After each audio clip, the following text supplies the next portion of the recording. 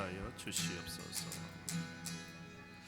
사랑의 아버지 하나님, 감사합니다. 오늘 율법과 거룩복음 여섯 번째 시간, 주님 또 귀한 우리 성도님들 발걸음 인도하여 주시니 감사합니다. 주님께서 저희의 마음을 열어주시고 성령님 임재하여 주시어서 저희가 꼭 들어야 할 말씀, 주님께서 옥토에 뿌려진 씨앗같이 주님 내려 주시옵소서. 감사하며 예수님 이름으로 기도합나이다. 아멘. 네, 반갑습니다. 우리 좌우에 한번 인사하겠습니다. 사랑합니다. 축복합니다. 축복합니다. 네, 우리 율법과 복음 지금 계속 가고 있습니다. 율법은 구약의 모세가 쓴 5가지 책에 나와 있는 613개의 계명, 그 계명 중에 하지 말라라는 계명이 365일 하루에 하나씩 하지 말아야 되는 그런 계명들이 있나 봐요. 그래서 365가지에 하지 말라, 그리고 248가지에 이거는 꼭 이렇게 하라라고 규정했던 율법 613가지 뿐만이 아니라 우리의 모든 행동들, 우리의 모든 규범들이 성경에서 해라 또는 하지 말라라고 규정을 하고 있어요. 그래서 이 율법은 지금도 유대인들이 정통 바리새인들 또 정통 유대인들은 아직도 이 율법에 대해서 굉장히 율법을 따르고 율법을 지키려고 노력하는 그러한 사람들이 많이 있죠. 근데 이 율법이 우리에게 주는 가장 큰 교훈은 우리는 율법을 지키면서 살 수가 없다라는 것이 결론이에요. 613가지의 이 율법을 지키지 못해서가 아니라 예수님께서 이 땅에 오셔가지고 형제를 미워하기만 해도 벌써 살인한 자다, 여자를 보고 음욕의 생각만 해도 벌써 간음한 자다라고 말씀을 하셨기 때문에 우리의 힘으로는, 우리의 지혜로는, 우리의 능력으로는 선해질 수 없다, 의로워질 수 없다라는 것이 율법이 우리에게 주는 몽학 선생이라고 그러죠. 이 초등학교 선생님처럼 우리에게 가르쳐주는 그러한 역할을 하는 것이 율법, 그 율법이라고 그랬습니다. 그래서 지난 시간에 우리가 10계명 율법 중에서 10가지의 계명을 특별히 하나님께서 우리에게 주셨는데 613가지의 계명을 다 함축하는 이 10가지의 계명을 자꾸 강조하는 이유는 죄에 대해서 우리가 민감한 그런 생각이 없기 때문에 자꾸 이 율법의 역할, 율법의 몽학 선생의 그 역할을 우리가 조금이라도 더 가까이 느껴보기 위해서 자꾸 우리 613가지의 계명을 하나하나 갈 필요는 없지만 이 10계명에 대해서 우리가 하나님이 이 10계명은 이스라엘 백성들이 애굽에서 노예 생활을 400년 동안 하던 이스라엘 백성들을 출애굽을 시키고 하나님이 거하시는 시내산에서 이 이스라엘 백성들에게 이 10계명을 주는 그 장면부터 시작을 하는 거예요. 이 10계명을 주는데 이 10계명을 주기 전에 하나님께서 이스라엘 백성들에게 출애굽기 20장 2절에 이렇게 얘기하죠. 나는 너희를 애굽 땅 종되었던 집에서 구해낸, 인도해낸 하나님 여호와다라고 말씀을 하십니다. 애굽에서는 400년 동안 노예였어요. 애굽에서는 어떠한 법도 없었어요. 오직 법은 아침부터 저녁까지 죽어라고 일을 하면서 생명에 대한 존귀함도 없었고 또 사랑에 대한, 이웃을 사랑하는 그런 것도 없었고, 뭐 10계명에 있는 어떠한 계명, 하나님을 유일한 신으로 하고 하나님 외에 다른 신을 섬기라는 그런 말을 할 필요조차 없이 그들이 믿는 바알과 아세라, 또 애굽에 있던 수많은 그런 형상들을 우리가 잠깐 볼 수 있었던 것은 유월절 마지막 그 10번째 재앙이 있기 전에 하나하나 그 형상들, 그 애굽의 토속 신들을 하나님께서 벌하시고 제압하시고 하시는 그러한 장면들이 나오는데, 그러한 가운데 노예로 400년 동안 살았어요. 그들은 지금도 우리가 이 미국의 노예 그 영화들이나 이런 걸 보면 얼마나 비참하게 흑인 노예들이 아프리카에서 이렇게 노예선을 타고 와서 고생하고 비참한 그런 생활을 하는 거 여러분들 보셨지만 생각해 보세요. 400년 전 애굽의 노예였다 그러면 거의 뭐 뭐 인격이나 뭐 어떤 인권이나 이런 것들은 생각할 수 없는 그러한 아주 비참한 그런 곳에서 정말 먹여줄 테니까 너희들은 죽으라고 일만 해라라는 것이 이 이스라엘 백성들의 그 400년의 역사였어요. 그리고서 애굽에서 인도에 내고 광야에서 비로소 하나님 나라의 백성으로 처음 오고 나서 제일 먼저 하나님께서 주신 것이 바로 이 계명이에요. 10가지의 계명인데 이 계명이 그들에게 이스라엘 백성들에게는 처음으로 그들의 정체성을 찾아주기를 원하는 거예요. 우리가 성경에서 거짓말을 하지 말고 또 성경에서 도덕적인 그런 것들도 참 많이 나오고 좋은 이야기들 참 많이 나오는데 그것으로 성경이 끝나면 안 돼요. 성경은 윤리책이 아니라 그랬죠. 성경은 창세기에서 우리는 창세기의 원시 약속을 통해서 여인의 후손으로 오시는 이가 뱀의 머리를 깰 것이다 라는 그 구절에서 예수님이 벌써 나타나고 출애굽기에서도 유월절 양으로 오신 예수님이 그것이 출애굽기의 가장 중요한 핵심 부분이에요. 모든 성경에서 레위기도 마찬가지고 모든 성경에서 우리는 하나님이 주시려고 하시는 예수 그리스도를 우리가 발견하는 것이.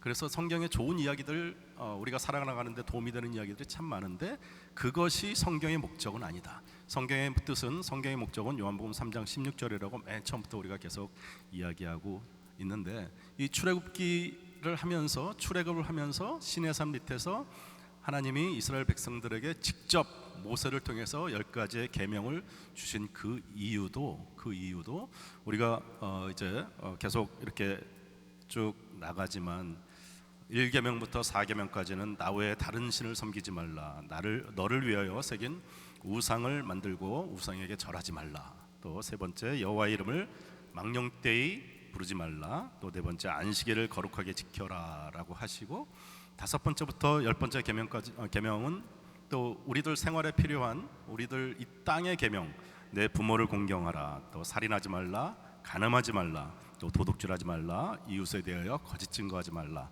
또 내 이웃의 집을 탐내지 말라, 이런 말씀을 계명해 주세요. 근데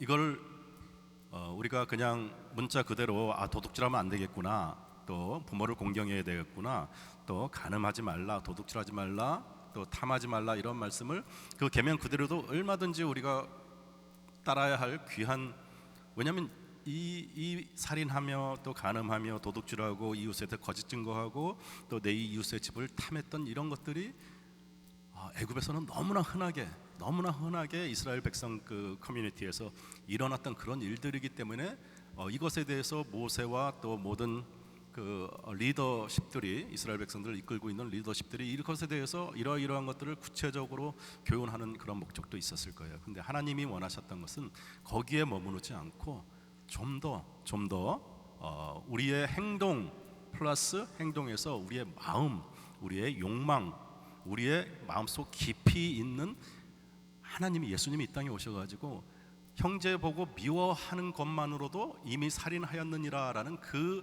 말씀, 여자를 보고 음욕이 이뤄도 그 이미 간음한 것이나 마찬가지다라는 그 말씀과 이 계명이 일맥상통하는 것이 성경에서 우리에게 주시려고 하는 계명의 깊이라는 것이. 그래서 지난 시간에 우리가 하나님에 대한 계명은 충분히 했고 내 부모를 공경하라라는 이 말씀도 이 부모를 통해서 하나님께서는 우리와 함께 세상을 만들어 가시기를 원하시는 거예요. 어머니, 아버지를 통해서 하나님은 우리를 이 땅에 보내셨어요. 우리 조상 지난번에 그런 얘기를 잠깐 드렸었는데 이순신 장군은 구원 받았습니까? 뭐 세종대왕은 구원 받았습니까? 그런 안 믿는 사람 이렇게 전도할 때나 우리 마음 가운데 그런 것들이 있잖아요. 근데 하나님의 관심은 그분들이 구원을 받았는지 안 받았는지는 저도 모르겠어요. 그리고 성경 어디에도 그런 이야기가 나오질 않아. 근데 하나님의 관심은 이순신 장군한테 있는 것도 아니고 우리 20대 손 할아버지한테 있는 것도 아니고 하나님의 관심은 바로 이 자리에 있는 우리에게 있다. 그래서 지난번에 예를 들 때 옥수수 열매를 내기 위해서 농부가 씨를 뿌려서 땅에다가 옥수수 씨앗을 뿌려서 줄기가 싹이 나고 줄기가 나고 가지가 나오고 거기에 벌레 먹은 옥수수 열매도 열릴 거고 좋은 열매도 날 텐데 그 가지도 치워질 거고 또 나쁜 열매는 따서 버릴 거고 농부의 마음이야. 근데 농부의 관심은 무엇이냐? 가장 좋은 옥수수 열매를 얻기 위한 것이에요. 근데 우리가 그 농부에게 왜 가지는 버립니까? 왜 줄기는 버립니까? 라고 이야기할 수 없다 이거죠. 그것이 하나님의 경륜이고, 그것이 우리를 오늘 이 자리에 있게 하신 하나님의 계획인 것이에요. 그래서 우리 부모님이 우리에게 너무 사랑도 많이 베풀어 주시고 잘해 주시고 헌신적으로 우리를 키워 주셨기 때문에 공경하는 것이 아니라, 물론 그런 부모님들 많이 계시고 다 대부분의 부모님들이 그렇지만, 그렇지 않더라 하더라도 설사 부모님들이 역할을 잘 충분히 못해 주셨다 할지라도 우리가 부모님들을 공경해야 한다는 것을, 왜 하늘의 계명 4번째 계명을 하고 5번째부터 10번째 계명 그 사이에 첫 번째 이 땅의 계명에 내 부모를 공경하라라고 성경에서 하나님께서 우리에게 말씀하신 그 이유는, 이 부모님을 통해서 우리가 이 땅에 올 수밖에 없는, 아버지 어머니를 통해서 이 땅에 와야 하는 그 창조 생명의 창조자이기 때문에, 부모님을 통해서 우리가 이 땅에 올 수밖에 없는 하나님이 그 부모님의 권위를 세우시는 거예요. 우리의 삶이 나의 것이 아니라는 것을, 나의 삶이 내가 태어나고 싶어서 우리 부모님 밑에서 태어나고, 내가 태어나고 싶어서 한국에 태어나고 미국에 태어난 것이 아니라, 하나님이 나를 이곳에 보내신 그 뜻과 목적은 우리의 선택이 아닌 부모님들을 하나님께서 선택을 하셔서 우리 부모님들을 통해서 이 땅에 보내셨다면, 그 부모님에 대한 우리의 공경은 하나님에 대한 주권에 대한 공경인 것이에요. 그래서 하나님께서 이 십계명을 주시기 전에 출애굽기 20장 2절에서 나는 너를 애굽의 종되었던 집, 이 집이라는 이 단어가 굉장히 중요한데요. 여러분들 이 율법과 복음을 통해서 이 출애굽기 20장 2절에 나오는 나는 너를 애굽의 종되었던 집에서 인도해낸 여호와다라는 그 집에 대한 개념만 좀 확실하게 가질 수 있다면 우리의 신앙생활이 많이 달라질 것 같아요. 이것이 나의 자아거든, 나의 정체성이고 나의 자존감이라서 그래요. 그래서 너의 부모를 공경하라라는 이 말씀은 내 삶이, 나의 믿음이, 나의 모든 것이 내 것이 아니라 하나님의 것이라는 것을 인정하는 첫 번째 단계예요. 그 집에서 우리가 노예였던 이스라엘 민족들을 그 집에서 인도해낸 하나님이다라고 먼저 전제를 하시고 십계명을 주신 그 모든 계명 하나하나마다 하나님의 주권을 인정을 하면 돼. 그리고 우리 이 십계명이 의미하는 것은 그냥 10가지의 계명이 아니라 처음부터 끝까지 우리가 신앙생활하는, 교회를 다니는 모든 우리가 살아가는 목적이고 최종 결론이기도 해요. 나 외에 다른 신을 내게 두지 말라, 너를 위하여 새긴 우상을 만들지 말라라고 이야기하면서, 우리가 우상이라는 건 케텔이라고 그래가지고 손으로 깎아 만든 것을 우상이라고 그래요. 우리가 만든 불상, 무슨 목상, 무슨 모든 것들은 다 내가 만든 신이라고 그랬죠. 그래서 결국은 나를 만드신 하나님, 그리고 내가 만든 나머지 모든 신들. 그래서 이 세상의 신은 딱 2가지, 하나님과 나라는 자아, 나라는 신, 내가 신이에요. 생각해 보세요. 어떠한 종교든 그 종교에게 내가 무서워서 가서 절하는 것이 아니라, 무서워서 예물을 갖다 바치고 그러는 것이 아니라, 나의 자녀를 위해서, 나의 건강을 위해서, 나의 편안함과 안락함을 빌기 위한 모든 종교야. 오직 나를 창조하신 하나님과 내가 하나님과 같이 동등하게 되리라라는, 그 정도로 하나님은 하나님의 자녀로 우리를 만드셨기 때문에 그 정도의 능력도 있고, 또 그 정도의 그 자유의지도 있고, 그 정도의 지혜도 있어. 하나님이 하나님의 형상대로 만드셨어요. 하나님의 형상이라는 것은 하나님은 사랑이시기 때문에 하나님의 사랑대로 만드셨지만, 그 외에 다른 것들도 다 영생할 수 있는 그런 능력까지도 다 우리를 하나님의 동등한, 천사보다 조금 하나님보다 조금 못하게 천사들도 만드셨는데 우리를 천사보다 더 낮게 만드신 우리의 모습이에요. 그래서 하나님과 같이 되리라는 그런 교만과 그런 탐욕이 죄의 원죄의 시작이라고 말씀을 드렸어요. 우리 마음 가운데는 하나님 빼놓고 나머지 모든 것을 다 내가 제압할 수 있고 내가 신으로 만드는 것 같지만 결국은 그들로 하여금 나의 필요를, 나의 원하는 것을, 나의 안락함을, 내가 필요로 한 것을 나에게 줄 수 있는 그러한 우상, 그러한 깎아 만든 것들로 만든 그 장본인은 나야. 그래서 결국은 이 세상에 하나님이라는 나를 창조하신 하나님, 그리고 나라는 두 가지의 신만 존재합니다. 그렇기 때문에 나의 자아를 하나님께서는 계속 강조하시는 거예요. 근데 이 자아가 하나님의 형상대로 만들었던 이 자아가 죄가 들어옴으로 해서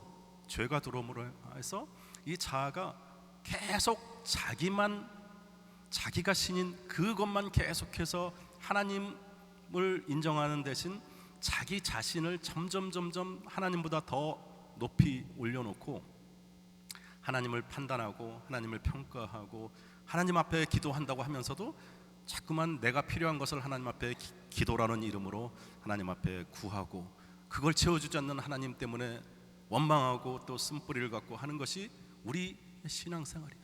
근데 그 집에서 너를, 그 죄에 물든 우리의 자아에서 너를 인도해낸 여호와다라는 이 말씀, 이 전제가 모든 계명의 우리의 신앙생활의 전제가 되어야 되는 거예요. 우리 신앙생활에 예배드리고 찬양드리고 열심히 하고 해도 결국은 그 베이스에, 그 바탕에 내가 잘 되기 위해서, 나를 위해서, 나의 가족과 나의 자녀를 위해서 하는 것이라면 역시 그 집에서, 이 자아라는 집에서, 죄의 집에서 아직 나오지 못한 거기에. 그렇기 때문에 하나님께서는 너를 계명을 주시기 전에 너를 애굽의 종되었던 그 집에서 인도해낸 하나님이다, 여호와다라고 말씀을 하시면서 이렇게 말씀을 하시는 거예요. 그래서 오늘 이 십계명을 주시는 그거에서도 계속해서 이 자아를 우리가 행동으로 뿐만이 아니라 우리의 마음 가운데 깊이 내재되어 있는 우리의 자아를 좀 깨뜨리고 거기서 나와라 하는 것이 하나님의 의도예요. 그래서 또 여섯 번째는 이제 살인하지 말라라고 계명을 주시죠. 이 살인은 첫 번째 1계명에서 5계명까지 하고 6계명에서 10계명까지 하고 이 계명들이 1계명과 6계명이 이렇게 통하고 있어요. 나 외에 다른 신을 내게 두지 말라라고 맨 처음 하나님께서 우리 그 이스라엘 백성들에게 이야기한 그것은 하나님이 우리를 창조하셨다라는 그 생명이에요. 근데 우리가 인간이 하나님이 그냥 100년 있다가 죽고 또 80년 살다가 90년 살다 죽으라고 하나님이 그렇게 만드시지 않았어요. 죄의 싹슨 사망이라고 죄가 우리에게 들어옴으로 해서 비로소 우리는 땀 흘리고 수고하다가 또 하나님 앞에 가는 거예요. 그래서 나 외에 다른 신을 내게 두지 말라라고 하는 첫 번째 그 계명은 하나님이 영생의 비밀을 우리에게 주셨던 거예요. 그러면서 여섯 번째 계명에 너는 살인하지 말라라고 하는 그 생명, 살인하지 말라고 하는 것은 물론 애굽에서 수많은 그러한 살인과 또 많은 그러한 목숨을 잃는 그런 상황들이 있었겠죠. 그리고 동족끼리 또 죽이고 하는 그런 무질서에 대해서 모세가 그런 것에 대해서 굉장히 경각심을 갖고 있었지만 하나님이 주신 이 살인하지 말라라는 이것은 영원한 생명입니다. 성경에서 보통 생명이라고 그러면 성경에서 이야기하는 생명은 영원한 생명을 이야기해요. 우리의 육신의 생명 이거는 성경에서 잔다 그래요. 그래서 야이로의 딸, 또 나인성 과부의 아들, 또 죽은 나사로를 살릴 때도 일어나라 달리다 굼 하면서 소녀야 일어나라라고 하고 나인성 과부의 아들에게도 소녀나 일어나라 그리고 죽은 나사로에게도 나사로야 나오너라 하면서 꼭 자는 사람들을 이렇게 세우는 것처럼 예수님께서 그렇게 말씀을 하세요. 그래서 성경에서 나오는 이 생명은 영원한 생명을 의미해요. 그래서 살인하지 말라라는 이 계명은 그냥 우리가 칼로 사람의 목숨을 해하는 그것도 가장 중요한데, 그것보다 영원한 생명에 대한 가치를 깨달으라는 것이에요. 가장 중요한 생명의 가치를 깨달아 알면 너희들끼리 목숨을 뺏고 목숨 서로 죽이는 그러한 살인을 할 수가 없다라고 하는 이야기입니다. 그래서 부자 청년 관원이 예수님께서 와가지고 예수님한테 어떻게 하면 내가 영생을 얻겠습니다라고 물어봤을 때 예수님께서 네 재산을 다 팔아서 가난한 자에게 나눠주라라고 했더니 이 부자 청년 관원이 재산이 많은 고로 근심하며 가더라라고 그런 이야기가 나오죠. 그 말씀은 무엇을 의미하냐면, 이 부자 청년이 돈이 많은데 그 많은 돈을 어떻게 잘 교회를 위해서, 어떻게 가난한 사람을 위해서 잘 써야 되는데 그렇지 못해서가 그런 모습을 보여주는 것이 아니라, 하나님께서는 너의 그 전 재산을 다 팔아서라도 네가 영원한 생명의 가치를 알고 있느냐라고 물어보시는 거예요. 그리고 바로 그 다음에 아비나 어미나 전토나 아들이나 딸이나 모든 것을 다 바친 자만이 영생을 얻는다라고 또 예수님 그렇게 또 말씀을 하세요. 이게 무슨 말씀이냐면, 영원한 생명의 가치는 이 땅에서의 우리가 갖고 있는 재산이나 우리가 갖고 있는 가족이나 이런 개념을 넘어선다는 그 생명에 대한 가치를 이야기하는 거예요. 그래서 6번째 살인하지 말라라는 이 계명은 영원한 생명에 대해서 나 외에 다른 신이 없다, 자기 자신이 내가 하나님과 같이 되리라 하면서 다른 신, 즉 자기 자신을 하나님의 위치까지 하나님과 같이 지혜롭게 되리라 했던 첫 번째 계명을 어겼던 그것이 선악과의 사건이었고, 그 사건 때문에 우리에게 죄의 삭스로 죽음이 들어왔던 것처럼 6번째 계명 살인하지 말라라는 이 계명은 다시 첫 번째 계명과 연결이 되어서 영원한 생명에 대한 그 가치를 깨닫고 오직 우리의 생명의 근원이신 예수 그리스도 십자가 바라보라는 그 말씀의 시작이 나 외에 다른 신을 내게 두지 말라, 그 6번째 매칭되는 그 계명이 너희는 살인하지 말라라는 계명입니다. 그리고 일곱 번째는 간음하지 말라. 그냥 심플하게 나와 있죠. 살인하지 말라, 간음하지 말라. 간음하지 말라라는 이 계명도 두 번째 계명, 너를 위하여 새긴 우상을 만들지 말라라는 계명과 이렇게 연결이 되는데, 우상 이야기가 나올 때마다, 우상 이야기, 성경은 계속해서 우상 이야기가 나올 때마다 음란하다고 이야기를 해요. 음란하다고 이야기를 해요.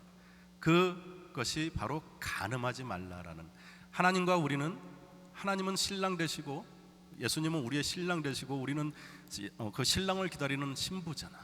근데 이 신랑과 신부의 그 관계가 깨지는 것이 간음하는 그러한 관계를 깨는 건데, 그것이 하나님이 우리의 신랑 되시는 그 하나님을 우리는 어떤 우상을 만들어 놓고 그 우상에게 절하고 그 우상을 하나님 자리에 갖다 놓는 거예요. 그러니까 하나님께서는 우상을 만들지 말고 우상에게 절하지 말라라는 말씀을 하시면서 7번째 간음하지 말라라는 것은 하나님과 우리와의 관계, 그 관계를 잘 지켜가야 된다라는 말로, 물론 또 우리가 살아나가면서 그때 당시에 너무너무 도덕적으로 또 물러냈고 했던 그런 교훈도 있겠죠. 그리고 8번째 계명은 도둑질하지 말라라는 계명입니다. 지난 시간에 도둑질을 한다라는 그 계명은 남의 것을 내가 훔쳐오는 그러한 도둑질인데, 경계를 이야기한다고 그랬어요. 이 경계는 서로 사랑하는 관계, 우리 부부 관계에서도 그렇고 우리 좀 아주 친한 친구들 사이에서도 그렇고 어느 정도 선을 지켜주지 않으면 그 관계가, 건강한 관계가 계속 지속되질 못해요. 그래서 하나님과의 우리의 관계도 마찬가지예요. 선악과라는 그 경계가 있었어요. 우리는 피조물이고 하나님은 창조주 하나님인데, 그 경계선을 넘어갔을 때 우리는 죄를 짓게 되고 우리가 하나님의 자리까지 올려가려고 하는 그러한 죄의 원자가 시작이 됐던 것처럼, 도둑질하지 말라라는 것은 상대방의 그 영역과 나의 영역을 지켜라라는 이야기예요. 이것은 여호와의 이름을 망령되이 일컫지 말라라는 세 번째 계명하고 연결이 되는데, 하나님의 이름을 망령되이 일컫는 것은 하나님 앞에 가서 무슨 하나님의 이름을 막 아무데나 쓰고 뭐 이러는 것이 아니라 하나님의 그 존귀하신 이름을 우리가 이 이스라엘 민족들은 그 망령되이 일컬지 말라는 이 말씀 때문에 여호와라는 야훼라는 이름을 입에서 발음도 못하기 때문에 아도나이라는 그러한 이름으로 대신 부르고 그랬는데, 그런 뜻이 아니라 하나님의 원래 그 존귀하신 목적의 이름에 걸맞게 우리가 하나님을 경배하고 사용을 해야 되는데, 하나님을 이용해서 나의 목적에 맞게, 나의 이익에 맞게, 내가 원하는 그런 자리에다 하나님을 자꾸 갖다가 쓰는 경우가 참 많아요. 그것이 하나님과 우리의 경계선, 하나님의 이름이, 하나님이 임재하셔야 될 자리에 하나님은 안 계시고 거기에 내가 만든 하나님을 갖다 놓는 거예요. 잠깐 말씀을 드렸지만 뭐 어떤 부흥 강사나 뭐 이런 뭐 치유나 뭐 여러 가지 그러한 이적과 기사 뭐 이런 거를 하면서 하나님의 이름을 망령되이 일컫는 그런 경우들을 우리 가끔 보게 됩니다. 그런 것들, 또 하나님을 이용해서 돈벌이를 하고, 하나님을 이용해서 하나님의 이름을 이용해서 하나님이 원하시지 않는, 하나님이 마음 아파하시는 그런 일들을 하는 수많은 그런 일들이 하나님의 이름을 망령되이 일컫는 것인데, 그걸 도둑질이라고 그래요. 하나님이 그곳에 계시지 않아요. 그 경계는 벌써 무너져 버린 거예요. 그래서 도둑질은 내가 하나님으로 충분합니다, 하나님이 그 자리에 계심으로 나는 충분합니다라는 것을 고백하는 것이 우리의 하나님에 대한 온전한 믿음인데, 하나님은 그 자리에 계시지 않고 그 자리에 내가 들어가는 거예요. 하나님과 나와의 경계선이 벌써 무너지는 것이. 그래서 하나님의 이름을 망령되이 일컬지 말라라는 말씀은 하나님의 이름을 도둑질하지 말라라는 이름과 똑같이 쓰입니다. 그래서 도둑질하지 말라라는 계명이 8번째 계명인데, 우리가 남의 것을 탐하는 그런 마음, 하나님으로 우리는 충분해. 하나님이 우리에게 주신, 하나님이 물질의 축복을 주신 분이 있고, 그것도 물질도 은사라고 그랬죠. 물질을 이스라엘 사람들은 부자에 대해서 굉장한 잘못된 선입견을 갖고 있었는데, 이 부자들은 하나님이 축복하셔서 영적으로도 이 부자들은 당연히 하나님 나라에 간다고 생각을 했어요. 그래서 부자와 거지 나사로 그 이야기를 하잖아요. 거기서 이 땅에서 정말 막 풍족하게 누리던 그 부자는 지옥에 가요. 그리고 그 앞에서 떨어진 것들을 주워 먹었던 그 거지는 천국에 가서, 그런데 이게 왜 사건이 되냐면, 이스라엘 민족들의 그 마인드에는 아브라함도 그렇고 성경의 모든 그 성경에 나오는 인물들이 결국은 축복을 받아서 큰 때를 이루었다는 그런 것들이 성경의 구약에 계속 나오기 때문에, 부자는 하나님으로부터 축복받은 사람이라는 것을 의식 속에 갖고 있어요. 그런데 부자가 지옥에 갔다라는 그 사건, 예수님께서 말씀하시면서 그 사건에서 우리에게 주는 교훈은 뭐냐면, 부자도 또 부자 청년도 전부 다 하나님 앞에 온전히 갈 수가 없다라는 것을 예수님께서 말씀하시는 거예요. 예수 그리스도의 십자가가 아니거든 아무도 주님 앞에 갈 수 없다라는 것을 주님께서 말씀을 해 주시는 것이에요. 그래서 우리가 주님으로 충분한데 우리는 자꾸 부족해, 충분하지 않아. 그래서 자꾸 남의 것을 탐내고 더 많이 갖고 싶어하고 빼앗고 하는 것이 도둑질이에요. 그 도둑질을 하지 말라라는 그 계명이 8번째 계명인데, 그 계명은 3번째 계명, 여호와의 이름을 망령되이, 영적으로 여호와의 이름을 망령되이 일컫는 것이 우리가 도둑질하는 것과 똑같은 그런 개념입니다. 그리고 9번째 계명, 이웃에 대하여 거짓 증거하지 말라라는 것은, 거짓 증거를 자기의 어떤 이익을 위해서 거짓말로 거짓 증거한다는 그런 것은 시간에 대한 거짓말이야. 나의 모든 것에 대해서 내가 잘못된 그러한 시간 속으로 나의 삶을, 나의 자아를 끌고 가는 것이에요. 이것은 안식일을 거룩하게 지키라는 4번째 계명과 연결이 되는데, 안식일은 지난 시간에도 잠깐 설명을 드렸지만 나의 시간을 잠깐 멈추는 거예요. 나의 계획과 나의 일정, 나의 온전한 계획을, 나의 삶을 잠깐 멈추고 하나님의 시간으로 들어가는 거예요. 그래서 시간에 대한 거룩함을 이야기하는 것이 안식이에요. 우리는 죽음을 향해서 끊임없이 달려가요. 그래서 80이 됐든 90이 됐든 100 되었던 어느 순간에 우리는 하나님 앞에 서야 되는 그 시간이기 때문에 끝없이 우리에게는 영원한 안식이 없어요. 영원한 안식, 영원한 자유가 없는 것은 이 죽음이라는 것 때문에. 그런데 하나님 안에서 참다운 안식이 있다는 것은 하나님이 예수님의 십자가 보혈을 통해서 우리로 하여금 이 죽음이라는 인류에게 가장 큰 그 죄의 싹신 이 죽음으로부터 참다운 안식, 참된 자유를 주셨기 때문에 우리가 하나님의 안식으로 들어갈 수 있는 건데, 우리는 너무 바빠, 우리의 시간이 너무 바쁘고, 그래서 안식을 거룩하게 지키라는 하나님의 의미는 우리의 바쁜 일정 가운데 우리의 시간을 스탑하고 하나님의 시간으로, 영원한 하나님의 그 안식으로 들어가라는 것이. 그래서 안식일을 거룩하게 지키라는 것은 이웃에 대해서 거짓 증거하지 말라. 우리의 시간을 거짓말로 거짓 증거함으로써 우리의 모든 삶의 일정과 계획과 모든 것들이 그 안에 녹아 들어가서 다 거짓된 그런 시간, 그거는 하나님이 원하지 않는 시간이고, 우리가 진정한 거짓 증거하면서 계속해서 우리의 삶이 거짓말에 계속 이렇게 가면은 삶의 안식이 있겠어요? 참다운 안식이 있겠어요? 그래서 하나님은 우리에게 이웃에 대해서 거짓 증거, 나의 이익을 위해서 거짓 증거하지 말라라는 계명을 9번째 계명으로 주시면서, 너의 마음 가운데 참다운 안식은 이 세상에 사단이 물질로 안식이 있다고 그러고, 선악과를 줬던 그 아담과 하와를 유혹했던 그 사단도 네가 이 선악과를 먹으면 눈이 밝아져서 하나님과 같이 되리라라고 하는 그 말의 뜻은 뭐냐면, 하나님 없어도 너는 자유할 수 있어, 하나님 없어도 너는 안식할 수 있어 라는 이야기였어요. 거짓 증거, 거짓말을 한 거지. 근데 이 아담과 하와는 그 말을 믿었어. 그리고 우리도 하나님 없어도, 내가 물질만 많으면, 내가 권력만 많으면, 내가 정말 평생 먹고 살고 평생 내가 누리고 살 만큼 모든 것이 다 갖춰 있으면 하나님 없어도 나는 자유할 수 있을 것 같고, 하나님 없어도 나는 안식할 수 있을 것 같고, 얼마든지 내 인생 내가 행복하게 성공적으로 살아갈 수 있다라고 우리 스스로는 자꾸 속아요. 그런데 그게 아니라는 걸 알기 때문에 솔로몬은, 모든 것을 다 가졌던 솔로몬은 전도서에서 헛되고 헛되니 모든 것이 다 헛되다라고 이야기를 하는 거예요.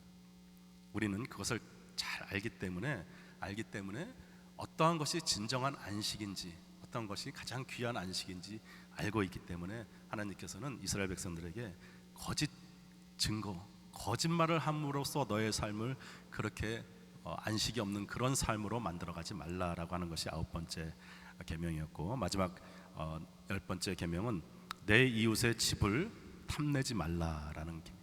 도둑질하지 말라는 계명하고 10번째 계명하고 어떻게 보면 비슷한 것 같아요. 8번째 계명하고 10번째, 도둑질하지 말라 10번째 계명에서는 내 이웃의 집을 탐내지 말라라고 이야기하는데, 여기에 중요한 단어가 들어가 있습니다. 내 이웃의 집을 탐내지 말라. 그랬는데 우리는 자꾸 누구와 비교를 하려고 그래요. 아무리 내가 돈이 많아도 나보다 돈이 더 많은 사람을 보면 행복하지가 않아요. 그래서 늘 비교함으로 내가 충분히, 우리 아이가 좋은 대학을 갔는데 누가 또 친구 아이가 더 좋은 대학을 갔으면 또 행복하지가 않아, 불행해. 그래서 끝없이 비교하는 것이 우리의 마음 가운데 탐욕으로, 탐심으로 들어가 있는데, 내 이웃의 집, 그들의 그들의 소유에 대해서 자꾸 내가 갖고 있는, 하나님이 나에게 허락하신 너의 그 자아를 자꾸 그쪽에다 집어넣으려고 하지 말라라는 말씀을 하시는 거예요.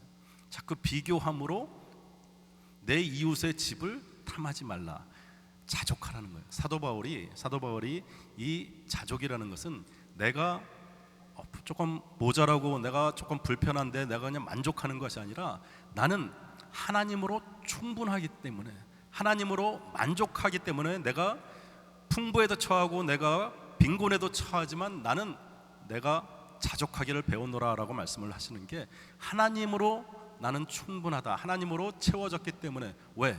이 땅에 있는 가치에 대해서, 내가 그 상황에 대해서, 환경에 대해서 내가 기뻐하고 낙심하고 하지 않는다. 왜? 나는 영원한 생명을 가진 사람이다라는 것을 고백하는 것이 자족이에요. 우리가 자꾸 비교하는 것은 자꾸 하나님이 아니라 외부의 환경에 의해서 나의 것을 자꾸 만족시키려고 하는, 그러다 보니까 결코 만족이 없어. 천국에 가서 상급을 받는 것도 그래요. 누구는 5고을을 다스리고 누구는 10고을을 다스리고, 성경에 이제 그런 예도 나오는데 그것도 그렇게 정확한 표현은 아닌 것 같아요. 왜냐하면 그것도 이렇게 탐심과 같이 누구의 상급과 나의 상급이 비교가 돼서 천국에 가서도 누구는 10고을 다스리는데 나는 5고을만 다스린다 그러면 그게 행복하겠어요? 행복하지 않겠지. 이것도 10번째 이 계명도 뭐냐면 나의 자아, 내가 내 것을 만족시키려고 하는 노예 근성에 있던 너의 자아에서 벗어나라라는 것이. 그리고 그것을 벗어날 수 있는 유일한 길은, 자족할 수 있는 유일한 길은 하나님이 나의 아버지다라는 것이. 너는 이제 더 이상 노예가, 애굽의 노예가 아니야. 그래서 풀려난 노예가 아니라 너는 이제 하나님의 아들이고 딸이고 모든 것을 다 가진 자다라는 것을 좀 알라는 거예요. 그래서 10번째 계명, 내 이웃의 집을 탐내지 말라. 우리 옆에 있는 이런 집이 아니라 그런 이웃의 집도 물론 탐내지 말지만 이 세상 살아가면서 그 어떤 사람도 비교할 것 없이 너 하나를 위해서 하나님께서 그 독생자 예수 그리스도를 보내서 영원한 생명을 준 내 사랑하는 아들이고 내 사랑하는 딸이다. 그걸로 충분하다라고 말씀하시는 거예요. 그걸로 너는 얼마든지 이 세상에서 가장 행복한 자고 누구하고 비교할 것 없이 그 하나 가지고 너는 이 세상 모든 것을 다 가진 자다. 하나님께서 우리를 그렇게 쳐다보고 그렇게 눈동자 좀 지켜보고 계시다는 거죠. 우리는 너무너무 많은 사람들, 이웃들 이렇게 돌아보면서 저 사람은 너무 하나님이 축복을 많이 해주시는 것 같고 저 사람은 어떻고 자꾸 우리의 마음 가운데는 이 10번째 계명같이 자꾸 누군가의 자아를, 누군가의 집을 자꾸 탐내. 그래서 저 사람 만약에 저런 사람이, 내가 만약에 저런 사람이었다면, 내가 저 자리에 있었다면, 내가 저 집이 나의 집이었다면, 자꾸 그런 생각을 하기 때문에 자꾸 행복하지가 않아. 그거를 좀 그 집에서, 그 자아에서 그냥 단지 노예에서 벗어난 것이 아니라 그 노예의 자아에서 나와서 이제는 하나님의 아들이고 딸이다라는 것을 기억하라라는 것이 이 10번째 계명의 의미입니다. 그래서 사도 바울은 이 계명으로 인하여 자족이라는 것을 배웠다라고 말씀을 하는 거예요. 그래서 우리는 부족한 데서 만족하는 것이 아니라 하나님의 아들이고 딸이기 때문에 모든 것을 가진, 영원한 생명을 가진 귀한 소중한 사랑받는 하나님의 아들, 딸인 것을 늘 기억하시기 바랍니다. 그래서 이렇게 10번째 계명까지 이렇게 마쳤습니다. 이 10번째 계명, 10계명을 흐르고 있는 그 주제는 우리의 탐심, 우리의 교만, 우리가 하나님과 같이 높아지리라라는 그 잘못된 자기 사랑이 우리의 원죄의 시작이었기 때문에 이 10가지 10계명에 흐르는 주제는 우리의 교만, 우리가 하나님 앞에 우리의 그 죄를 누르기 위한 하나님 앞에 겸손, 또 하나님 앞에 순종함이에요. 이 겸손은 예의 바르고 뭐 인사를 잘하고 뭐 자기 주장을 그렇게 세게 하지 않는 그런 것이 아니라 하나님이 나를 창조하셨고 하나님이 나의 주권자 되시고 나의 삶을 처음부터 끝까지 다스리시는 하나님이다라는 것을, 그래서 내가 뭐 좀 잘 돼도 교만하지 않고 뭐가 좀 안 돼도 낙심하지 않을 수 있는 것이 하나님이 나의 삶을 주관하신다. 나의 자아를, 나의 모든 것을 하나님께서 다 책임지시고 인도해 가신다라는 것을 하나님 앞에 고백하는 것이 겸손이에요.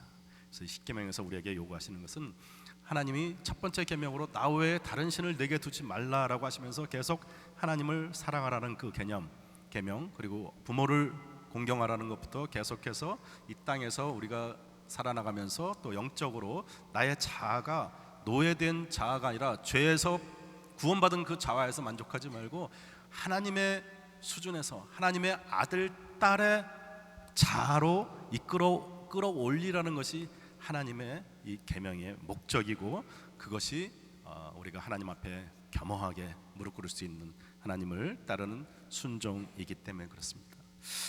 그래서 이 십계명을 주시면서 하나님께서는 계속해서 이스라엘 백성들을 광야 40년 가운데 인도해 가시면서 이 계명만 주고 지켜라라는 것이 아니라 하나하나 이 순종과 겸손을 하나님께서 생활을 통해서 40년을 통해서 가르쳐 주세요. 그래서 그 가나안 땅을 이렇게 보여주시면서 거의 이제 이 광야 40년 세월을 쭉 지나가면서 그 12정탐꾼 이야기가 나오잖아요. 이 12정탐꾼 이야기도 이 애굽에서 종되었던 집에서 구원해낸 하나님의 인도해낸 하나님이다라는 것을 가장 잘 보여주는 것이 바로 이 12정탐꾼의 이야기인데, 여호수아와 갈렙만 빼놓고 10정탐꾼이 전부 다 저들을 보니까 가나안 땅에는 참 막 그 과일도 많고 곡식도 너무 좋고 땅이 기름진데 그곳에 사는 사람들은 아낙 자손의 후손이라 기골이 장대해서 저들에 비해서 우리는 메뚜기 같다라고 그렇게 와서 보고를 해요. 근데 이 10정탐꾼들은 이 이스라엘 12지파의 다 대표들이야. 그들의 정탐꾼이라는 것은 그냥 가서 뭘 이렇게 보고 오는 그 사명을 띈 사람들이지만, 그 지파에서 가장 대표라는 그런 상징성을 띠고 있는 이 12정탐꾼이 이스라엘 민족들 각 지파의 의견을 대변하는데, 그들이 가서 보고 여호수아와 갈렙 빼놓고 나머지 10정탐꾼이 저들을 보니 아는 우리는 메뚜기 같다라고 하는 그 말에 하나님께서 분노하셔서 이 3주면 들어갈 수 있는 가나안 땅을 40년을 광야를 돌아가게 되는데, 그것이 뭐냐면 아직도 그 10지파의 그들의 마음 가운데는 나는 메뚜기야, 나는 애굽의 노예야 라는 그들의 자아가, 그들의 정체성이 그렇게 묻어 있는 거야. 그래서 하나님께서는 이들을 계속해서 광야에서 훈련시키시면서 여리고성을 7바퀴를 돌게 하시는 그러한 사건들, 하나님께서 굳이 일주일에 한 바퀴씩 7일째 되는 날 7바퀴를 돌고 하루에 한 바퀴씩 이렇게 돌 이유가 없어요. 하나님께서 하신다라는 것을 가르쳐 줄 것 같았으면은 그냥 쫙 이스라엘 백성들 다 서서 저 봐라, 그리고 함성을 질러라, 그러면 무너져라, 그러면 금방 무너졌겠지. 근데 하나님께서는 하루에 한 바퀴씩, 이틀째는 2바퀴 돌고 7번째는 7바퀴 돌고 거기서 함성을 질렀을 때 여리고성이, 그 견고한 성이 무너지는 그런 사건들을 통해서 하나님의 말씀에 순종하는 순종의 훈련을 배우는 거야. 그래서 이 계명들을 지켜나가는 것이 얼마나 중요한지를 하나님께서는 계속해서 아말렉과 싸움할 때도 마찬가지예요. 모세의 손이 올라가면 이기고 내려가면 지고 올라가면 이기고 하는 그것이 무엇이냐면, 하나님, 너희 싸움은 영적인 싸움도 그렇고 너희의 싸움은 너희들이 하는 것이 아니라 하나님이 한다라는 것을 보여주신 우리의 삶 가운데도 마찬가지입니다. 여러분들 이 십계명, 또 이스라엘 민족들이 애굽에서 출애굽한 그 사건들이 우리의 삶의 똑같은 예표예요. 우리는 아담과 하와의 그 죄의 노예가 되었던 우리의 자아가 하나님께서 예수 그리스도의 십자가 보혈로 해서 끌어내시면서 나는 너희를 너의 죄의 집에서 인도해낸 여호와다라고 말씀을 하시는 거예요. 그래서 우리는 지금 구원받은 것에 너무 기뻐해서 우리는 이제 죽으면 천국 갈 거야 라는 것 때문에, 그리고 나서 보니까 세례받고 교회 열심히 다니고 하는데 보니까 알맹이가 없어.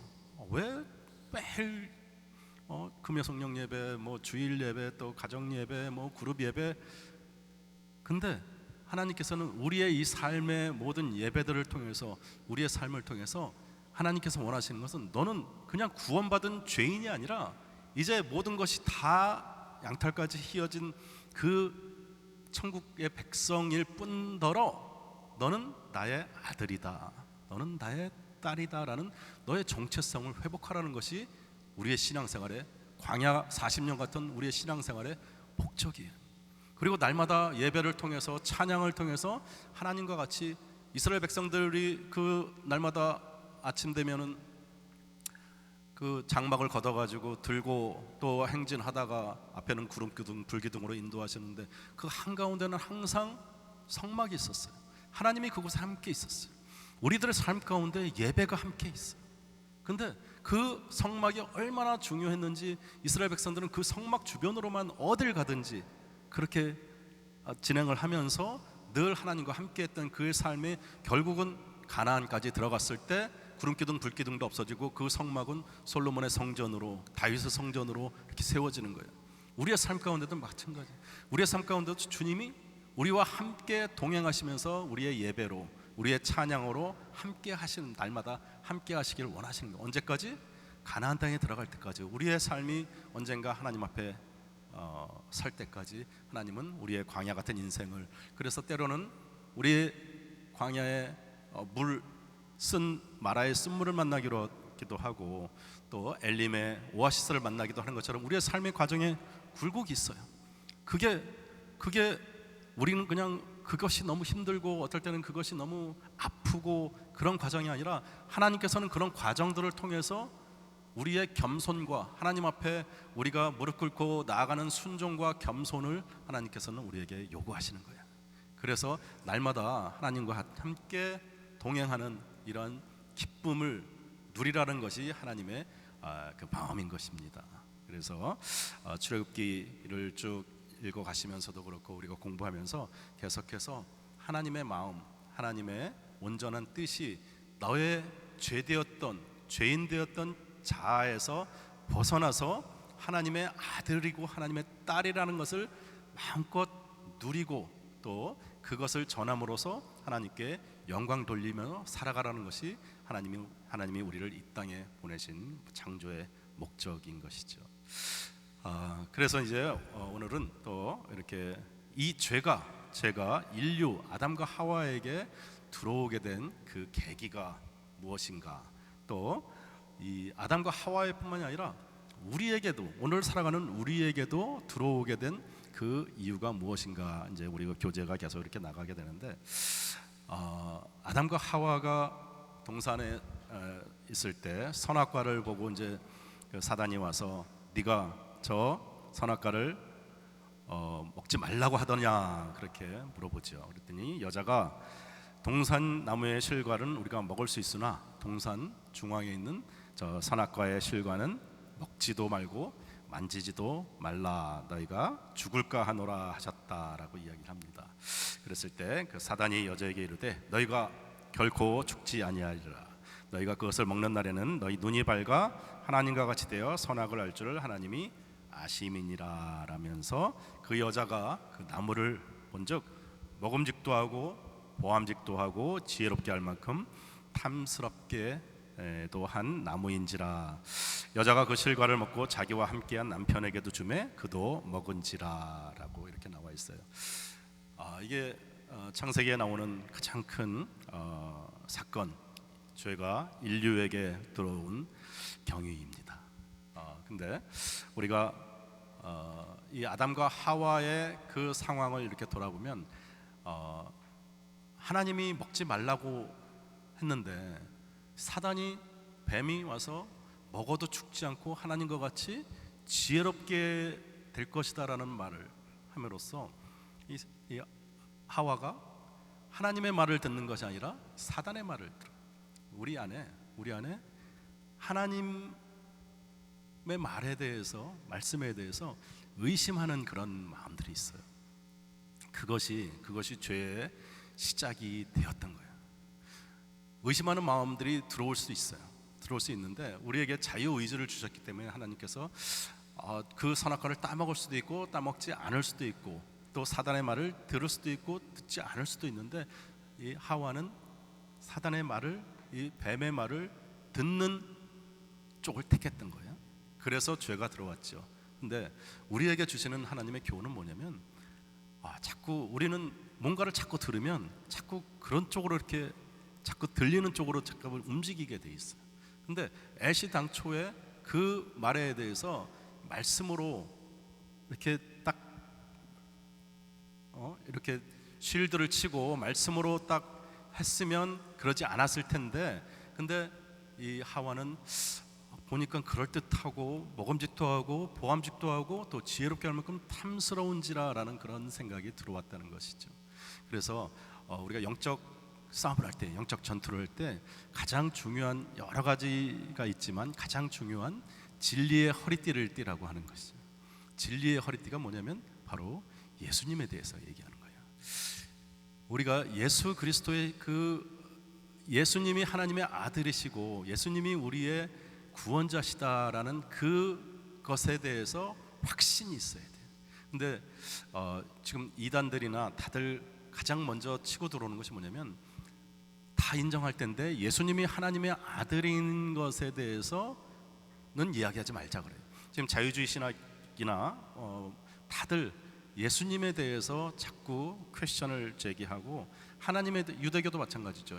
지금 이스라엘도 역시 마찬가지로 구약의 하나님, 아브라함의 하나님 다 믿을 텐데 예수님이 하나님의 아들이라는 것에 대해서는 믿지 않기 때문에 아직도 오실 예수님을, 오실 메시아를 기다리는 것이 지금 이스라엘 사람들이고, 또 수많은 이단들이 자기가 예수라고 그러고 수많은 이단들이 아직도 예수님에 대해서 이야기를 하지 않습니다. 근데 진리의 허리띠, 갑옷이 아무리 영적인 투구를 쓰고 뭐 아무리 그래도 이 갑옷을 딱 묶을 수 있는 그러한 진리의 허리띠가 없으면 우리의 영적 전투에서 이기질 못해.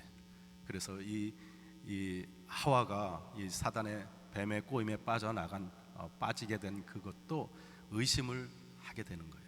맨 처음에 하나님의 말씀에 대한 의심을 하게 되는데, 하나님의 말씀 중 가장 중요한 예수님이 우리의 구세주시고 예수님을 이 땅에 보내신 하나님의 그 요한복음 3장 16절이 성경의 뜻이라고 그랬어요. 다른 거는 다 이 요한복음 3장 16절 하나님이 세상을 이처럼 사랑하사 우리를 위해서 그 독생자 외아들을 주셨으니 그를 믿는 자마다 멸망치 않고 영원한 생명을 얻게 한다고 하시는 이 말씀을 하시기 위해서 성경은 66권을 다 여기다가 쏟아붓는데 그 말씀에 온전히 우리가 서야 되겠다. 그리고 여러분들 때때로 이 사단이 와서 선악과를 먹음직도 하고 보암직도 하고 지혜롭게 할 만큼 탐스러운 그런 생각들을 날마다 집어넣어요. 그럴 때 오직 예수 그리스도 보혈의 십자가로 내가 거듭나서 나는 하나님의 아들이다, 하나님의 딸이다 라는 것으로 물리칠 수 있어야 됩니다. 그럴 때 그래서 그것이 없어서 아담과 하와가 이 사단의 꾀임에 빠지게 된 거고, 두 번째는 자꾸 그걸 보는 거야. 자꾸 세상에 그런 것들을 자꾸 봄으로써 우리의 의식 속에, 우리의 자아 속에 무의식적으로 그런 것들이, 죄의 그런 것들이 자꾸 우리에게 들어오게 되고, 또 교만이 우리에게 들어오게 됩니다. 자꾸 말씀에서 벗어난 것들을 자꾸 볼 때 하나님이 우리에게 원하시는 것은, 하나님이 우리를 사랑하신다는 그 선악과가 자꾸만 내가 하나님과 같이 될 수 있는, 내가 하나님과 같이 지혜롭게 될 수 있는 그러한 탐욕으로, 교만으로 가게 되면서 그 선악과를 결국은 따먹게 되죠. 그래서 우리 인류에게 죄가 들어와서 이 죄가 계속해서 우리에게 내려오는 거예요. 그래서 이 영혼을 하나님께서 우리에게 주시는데, 영혼을 맨 처음에 하나님께서 이제 세 가지의 그 이론이 있는데, 하나님께서 영혼을 잔뜩 만들어 놨다라는 영혼 선제설이 있어요. 잔뜩 만들어 놓고 이제 아이가 태어날 때마다 영혼을 하나씩 이렇게 넣어준다라고 하는 게 영혼 선제설인데, 그거는 몰몬교나 그런 그 일부 다처제를 하는 그런 데서 그것을 많이 이야기를 하는데, 그 이야기는 맞지가 않죠. 왜냐하면 하나님이 잘못된 그런 죄인의 영혼까지 만들어 놓은 것으로 되기 때문에 영혼 선제설은 맞지가 않고, 또 두 번째는 영혼을 주님께서 태어날 때부터 하나씩, 태어나면 하나씩 이렇게 넣어준다라고 하는 그러한 또 이론이 있어요. 근데 그것도 맞지 않는 게, 그때도 역시 마찬가지로 하나님께서 죄인의 영혼을 만들어서 이렇게 넣어주는 것이 되기 때문에 그 맞지 않고, 영혼 분리설이라고 우리 기독교에서는 그것을 이야기하는데, 하나님의 영혼, 지금도 진화론자들은 모든 것이 다 이렇게 진화했다고 이야기를 해요. 과학적으로 뭐 탄소 측정을 해서 뭐 나이테가 얼마고 뭐 해가지고 지구의 나이도 수십억 년 뭐 이렇게 된다고 이야기하고 하는데, 모든 그 현대 과학으로 생물학적으로 다 따져서 창조가 아니라 진화다라고 이야기를 하는데 그들이 막히는 그 부분이 뭐냐면 영혼이에요.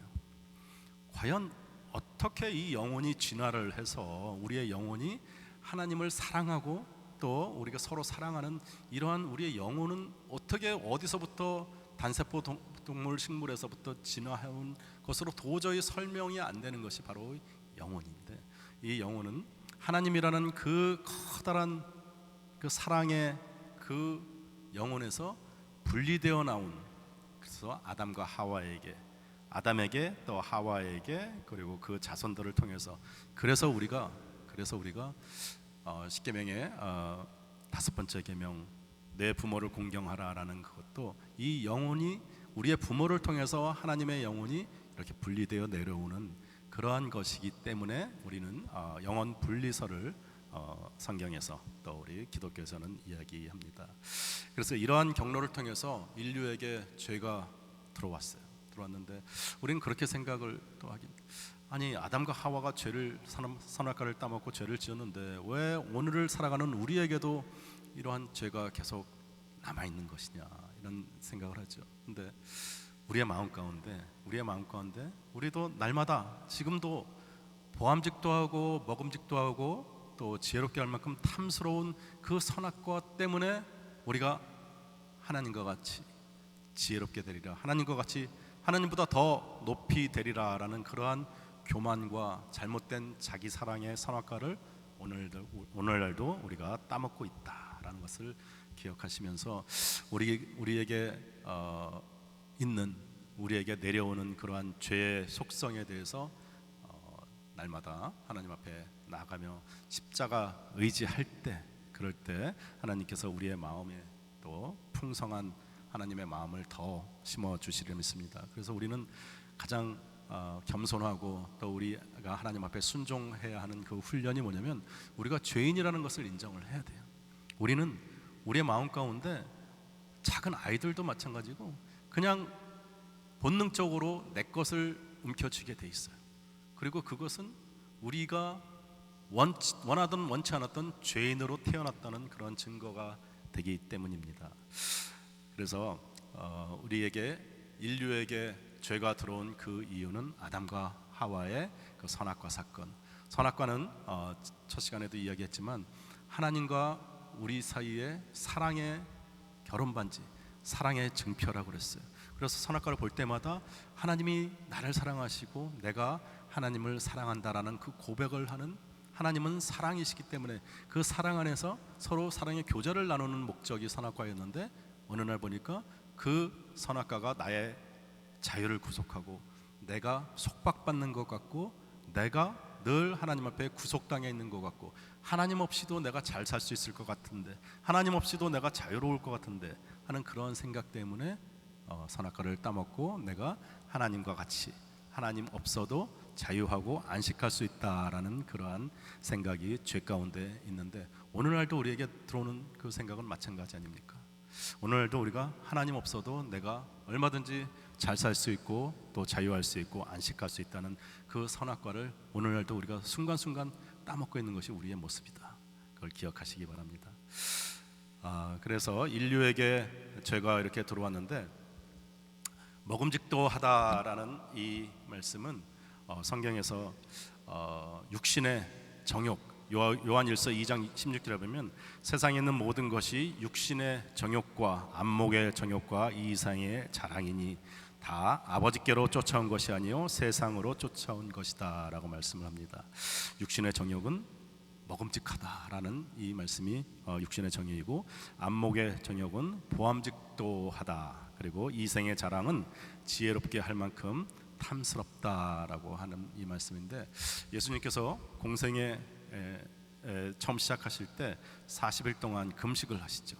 금식을 하시는데 사단이 와가지고 이 금식을 40일 금식을 막 끝낸 예수님에게 돌로 떡을 만들어 드십시오라고 시험을 해요.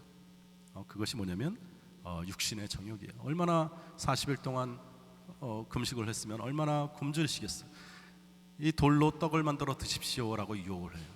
그러니까 예수님께서 또 말씀으로 물리치시고 또 높은 데 올라가서 뛰어내리면 천사들이 수종을 들 것입니다라고 이야기합니다. 이것이 안목의 정욕, 그리고 이생의 자랑, 온 세상을 다 보여주면서 이거 다 주님의 것 아닙니까? 하나님의 아들이신데 이거 다 하나님 예수님의 것 아닙니까? 라고 세 가지 시험을 합니다. 근데 예수님은 사단도 귀신도 하나님의 아들인 것을 알아. 그리고 얼마든지 이 돌덩이를 가지고 떡을 만들어서 드실 수도 있고, 높은 곳에서 떨어지셔도 천사들이 당연히 뭐 손끝 하나 다치지 않고 그렇게 하실 만큼 그렇게 다 천사들이 다 받쳐주실 거고, 또 온 세상 이 사단이 보여주나 마나 모든 우주 만물이 다 예수님의 것인데, 이것을 성경은 시험이라고 얘기를 해요. 유혹이라고 얘기를 하는데 왜 이것이 시험이 되고 유혹이 됩니까? 예수님에게. 그것은 이 창세기에 아담이 하와가 이 사단이 그들에게 유혹했던 것처럼 먹음직도 하고 보암직도 하고 지혜롭게 할 만큼 탐스러웠기 때문인데, 그것이 무엇이냐면 40일 금식을 하시고 줄이신 예수님께 이것으로 시험을 했던 것은 뭐냐면, 예수님 당신은 하나님의 아들이신 것을 인정합니다. 그리고 우리가 경배하겠습니다. 그리고 온 세상을 다 주님께 드립니다. 대신에 편안하게 떡도 드시고 편안하게 하나님의 아들이라 칭함 받으시고 온 세상의 굴림, 온 세상을 다 다스리시되 십자가의 길로는 가지 말으세요 라는 것이 사단의 유혹이에요. 사단은 아담과 하와를 유혹할 때, 그래서 네가 지혜롭게 탐스럽게 되어서 사단을 섬기라고, 사단을 자기를 섬기라고 이야기하지 않아요. 네 자신을 섬기라고 그래요. 예수님에게 유혹했던 이 사단은 예수님께서 다 하나님의 아들이시고 모든 것을 다 가지신 하나님의 아들이신데 십자가의 길로는 가지 마십시오라는 것이 예수님에게서는 가장 큰 유혹이었어요. 예수님께서 그래서 이 사단을 다 말씀으로 물리치세요. 근데 그 사단은 오늘날 우리에게 찾아와서, 여러분들에게 찾아와서, 나에게 찾아와서 돌로 떡을 만들어 먹고, 또 높은 곳에서 네 이름을 높이 걸고 인기, 명예 다 모든 사람들이 다 박수 쳐주고 인정해주는 그 자리에 서게 하고, 온 세상의 모든 것을 힘으로, 돈으로, 물질로 다 이루는 게 네 인생의 목표 아니야. 그것을 위해서 최선을 다해서 달려가야지. 무슨 십자가야, 무슨 믿음이야. 왜 교회 나와서 밤늦게까지 성경 공부하고, 왜 하나님 앞에 엎드려서 기도하고 찬양하고, 그럴 시간이 어디 있어? 주일도 열심히 가서 일해서 돈 많이 벌어서 너의 이름을 높이, 너의 자자손손 자녀 대대로 충분히 먹고 즐기고 이 세상에서 가장 큰 재벌로, 가장 성공한 사람으로 이름을 높이 걸지, 왜 십자가의 길로 가려고 하느냐는 것이, 지금 오늘날도 그 예수님을 시험했던, 광야에서 40일 금식하신 예수님을 시험했던 그 사단이 우리에게 와서 날마다 우리에게 이야기하는 것이 십자가의 길로 가지 말라는 것이, 그것이 예수님에게 시험이 되었듯이 우리에게도 시험이 됩니다. 그러면서 자꾸 사단이 우리에게 주는 이야기가 뭐냐면, 너 구원받았으면 됐잖아, 이제 천국 가면 되잖아, 그걸로 끝이야. 네가 하나님의 아들이고 하나님의 딸이라는 것을 생각도 못하게 하고, 자꾸 내 마음 깊이 안에 있는 나의 자존감, 또 사람들로 하여금 만남의 관계에서 자꾸 상처받고 이러면서 나는 사랑받기 위해 이 땅에 태어난 하나님의 소중한 귀한 아들이고 딸이다라는 것을 사단이 자꾸 눈을 가리고 자꾸 인지하게 못하게 하는 거예요. 근데 성경은 계속해서 도덕, 윤리를 이야기하는 것 같은데, 하나님은 계속해서 우리에게 성경 창세기부터 요한계시록까지 하나님이 너를 이처럼 사랑해서 그 아들을 우리에게 주셨다는 것은 뭐냐면, 그냥 단지 그 사건 때문에 우리가 생명, 영원한 생명 구원받아서 이제는 내가 내 마음대로 살고, 이제는 내가 하나님 없어도 될 만큼 나는 이 세상에서 떵떵거리고 살 텐데, 그리고 죽으면 천국 갈 텐데, 그게 아니라는 거예요. 그게 아니라 정말 우리의 죄되었던 그 우리의 집, 우리의 자아에서 깨치고 나와서 하나님의 아들로, 딸로 살아가라는 거야. 사랑하면서 가족을 사랑하고 서로 사랑하고 우리 믿음의 공동체들 사랑하면서 그 사랑을 전하면서 살라는 거예요. 경제생활 돈도 많이 벌고 또 열심히 일하고 하라는 거예요. 그거 중요해요. 중요한데 그것에 돌로 떡 만들어 먹는 것에 정신 팔려가지고 십자가 길로 가지 못하게 한 그 사단의 유혹에 빠지지 말고 열심히 일해서 돈도 많이 벌고 자녀들 잘 키우고 건강도 잘 챙기고 정말 하나님의 축복 가운데 살아가되 십자가 보면서 가자. 하나님이 인도해 줄 테니까, 하나님이 손잡고 갈 테니까 너의 시선은 하늘에 있다. 우리의 시선이 이 땅에 어떻게 하면 안식일도 없이 어떻게 하면 그냥 하루 24시간 더 많이 일하고 더 열심히 일해서 내가 좀 더 많은 것을 이 땅에서 얻으려고 하는 것이 아니라 너의 시선은 하늘을 보고 가면 하나님께서 다 2배 가득 찬 물고기도 깊은 곳에 그물을 내리라고 가르쳐 주시고 오병이어도 주시고 하나님께서 가장 좋은 곳으로 우리를 인도해 주시겠다는 것이 하나님의 약속이세요. 그런데 우리는 자꾸 그 하나님을 음성을 못 듣고 우리는 자꾸 거기까지야. 그냥 내가 노예에서 해방된 것으로 만족하고 내가 죄인에서 구원받은 것으로 만족하는 거예요. 신앙생활은 거기서 끝나지 않습니다. 우리가 하나님을 성경을 읽고 하나님 앞에 기도하고 하는 것은 날마다 내가 얼마나 소중한 하나님의 아들이고 내가 얼마나 귀한 존재인가를 하나님께서 말씀을 해주신 것을 우리가 들을 수 있어야 되는 것이, 그것이 계명의 진정한 의미이고 그것이 우리에게 들어온 죄를 우리 하나님께서 다 용서해 주셨는데 왜 우리가 70년, 80년, 90년, 100년을 이 땅에서 하나님과 같이 동행하여 가는 이유가 너는 존귀한 하나님의 아들, 딸이라는 것을 깨닫고 이 땅에서도 그것을 즐기고 누리고 그리고 하나님께 예수 그리스도를 전함으로 사랑함으로 하나님의 아들인 것을 자랑스럽게 이야기함으로 하나님께 영광 돌리는 그 삶을 살아가라는 것이 우리의 목적이고 하나님이 우리를 이 땅에 보내신 그 목적이기 때문이에요. 돈 벌고 열심히 이 땅에 살아서 큰 것을 이루라는 것이 하나님의 목적이 아니에요. 그건 사단이 주는 유혹이고 사단이 주는 시험이기 때문에 우리는 날마다 하나님이 너의 그 죄된 노예였던 애굽의 종되었던 그 집에서 죄인 되었던 너의 그 자아에서 깨치고 나와서 네가 하나님의 아들이라, 네가 하나님의 딸이다라는 것이 진정한 복음이에요.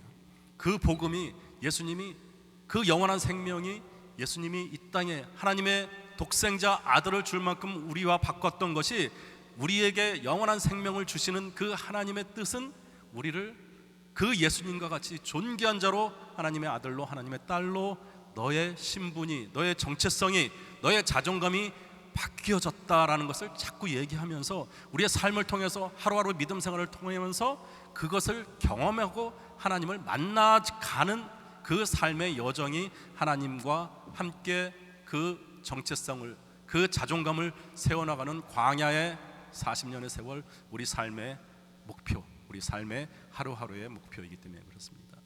사랑하는 성도 여러분, 우리의 죄인된 자, 우리의 종되었던 그 애굽의 종의 집에서 나와서 하나님이 우리에게 말씀하시는 성경 말씀 하나하나 그렇습니다.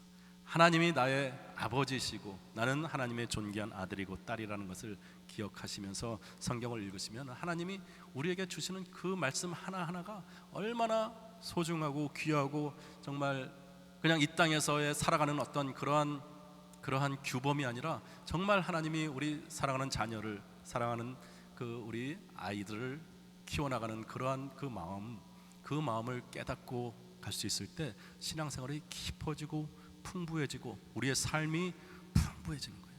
그 삶의 비밀을 또 다음 시간에는 우리가 예수님이 어떤 분이신가를 또 깨달으면서 또 공부해가면서 좀 더 깨달았고 느끼길 원합니다. 잠깐 기도하겠습니다. 참 좋으신 아버지 하나님 감사합니다. 그렇습니다. 오늘 주신 계명 또 이 땅에 우리가 하나님 죄가 어떻게 아담과 하와를 통해서 우리에게 들어왔는지를 또 돌아봅니다. 주님, 저희의 마음 가운데 아직도 깨닫지 못하는 하나님의 진정한 성경의 뜻이, 하나님이 우리를 이처럼 사랑하셔서 영원한 생명을 주신 것뿐만이 아니라 우리가 이 세상 살아가면서 하나님의 귀한 존귀한 아들이고 딸이고 사랑받는 귀한 존재로 이 땅에 하나님과 동행하고 있음을 깨닫게 하여 주시옵시고, 오래오래 우리 안에 자리 잡았던 그 죄의 자아로부터 깨뜨리는 귀한 우리 성도님들 한 분 한 분 다 될 수 있도록 축복하여 주시옵소서. 돌아가는 발걸음 지켜주시고 한 주일도 주님과 동행하는 귀한 하나님의 아들 딸로서의 정체성을 갖고 주님께 사랑한다고 고백하는 귀한 신앙의 여정이 될 수 있도록 축복하여 주시옵소서. 감사하며 축복하며 예수님 이름으로 기도하옵나이다. 아멘. 우리 주님